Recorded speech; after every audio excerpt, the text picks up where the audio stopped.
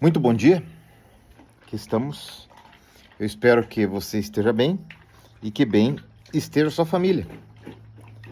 Vamos aqui a companhia dos nossos amigos pretinhos, né? Comendo seu desjejum. E a palavra que nós vamos compartilhar hoje está lá em Josué, no capítulo 10. Tá? Uma guerra do povo de Israel contra os amorreus e contra os 5 reis, na verdade. Um grande exército, porque Israel estava socorrendo a Gibeão, que tinha feito aliança com eles. Tá? Depois você lê o capítulo 10 inteiro, bem legal. Mas nós vamos aqui no 12. Tá? Melhor. 8. Primeiro.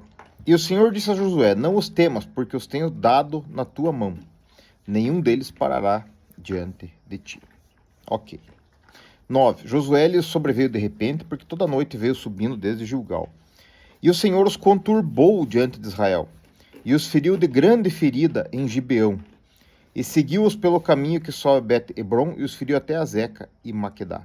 E sucedeu que, fugindo eles diante de Israel a descida de Bet-Heron, o Senhor lançou sobre eles do céu grandes pedras até Azeca, e morreram. Foram muito mais os que morreram das pedras da Saraiva dos que os filhos de Israel mataram a espada. Vejam que interessante agora no 12.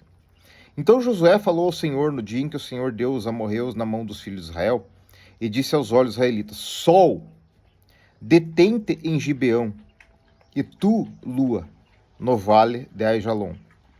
E o sol se deteve, e a lua parou, até que o povo se vingou de seus inimigos. Isto não está escrito no livro do reto?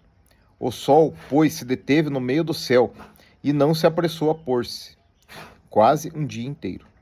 Não houve dia semelhante a este, nem antes, nem depois dele. Ouvindo o Senhor assim a voz de um homem, porque o Senhor pelejava por Israel. Que coisa mais linda.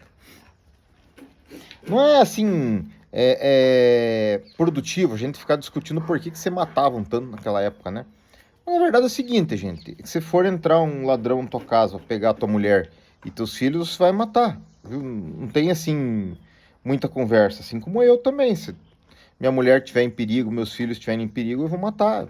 É uma coisa assim que o mesmo mandamento que diz não matarás, né? Ele também diz assim que aquele que não atende dos seus é pior do que o descrente, né? Então, uma coisa que a gente tem que entender assim, que são coisas da vida, né? São coisas da vida. Então você tem que interpretar se o não matarás voluntariamente, não matarás por desleixo, não matarás por teu dolo ou tua culpa, né? Por vingança, mas assim, em legítima defesa você tem que pensar de o que você vai fazer, né? Mas vamos ver, eles estavam lutando aqui pela terra e pela sobrevivência da própria nação, tá? Então vamos dizer assim, Josué era o chefe do exército de Israel, e Deus lutava por eles, tá? Deus lutava por eles. E assim, as brincadeiras dos pretinhos.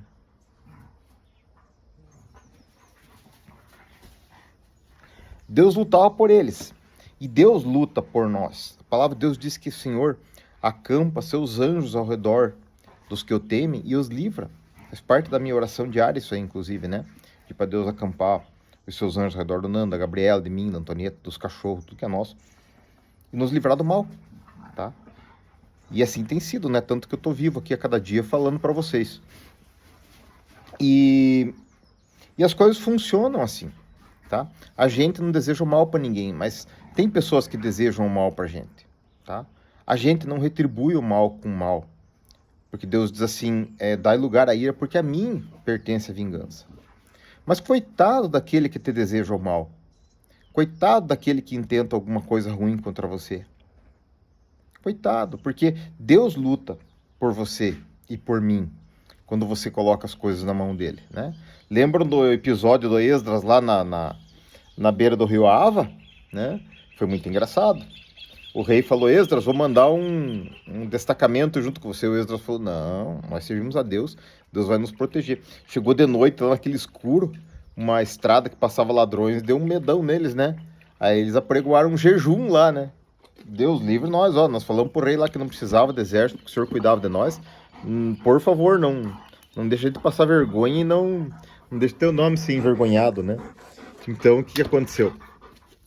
Deus livrou eles, né? E assim Deus cuida de nós e nos livra a cada dia. E o problema é assim, se Deus acampar um anjo ao redor de você e de mim, um anjo, certa feita, matou 85 mil assírios, né, numa batalha. Um anjo. Então é isso, sabe? A coisa funciona dessa forma. Agora, quanto ao sol parar no céu e a lua ficar parada lá, veja, hoje se eu fosse interpretar isso aí, eu ia dizer que Deus interferiu no campo magnético da Terra, ali no núcleo da Terra, e fez o giro parar um pouquinho, né? Não é o Sol que para, é a Terra que para. Mas a Bíblia diz assim, né? Que o Sol ficou lá no céu, parado em cima. Tá? Porque eles estavam vencendo a batalha, Deus estava derrotando os inimigos e se viesse à noite, o que acontecia? Esses inimigos podiam se ocultar, né? Na escuridão da noite e se livrar daquilo que era o propósito que Deus tinha já feito. E Deus não permitiu isso. Tá? Deus, por cada palavra de um homem, Josué, Deus fez um milagre. E Deus faz milagre. O que é milagre, gente? Milagre é efeito sem causa. Tá? Aquilo que não era para acontecer, acontece. E aí? E ninguém explica. Isso é milagre. Tá? Isso é milagre. Porque você botar a mão no formigueiro, as formigas te morderem, não tem nada de novidade, né? Isso é uma coisa natural. Agora, o sol ficar lá a pino lá e não escurecer, isso é interessante. Mas vocês têm que entender o seguinte, que para Deus as coisas são diferentes, né? Deus fez tudo.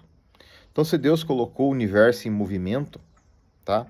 Deus fez as marés, a lua interferindo nas marés, as estações do ano, o crescimento das plantas, tá?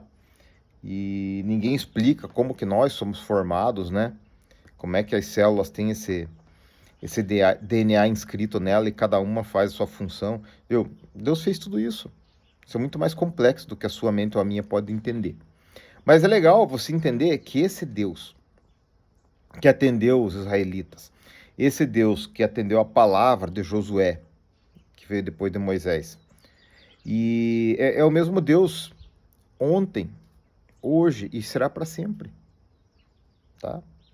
Jesus nos deu instruções de como lidar, de como que ele fez as coisas no início, como que era para fazer depois e tal. Ele nos deu instruções.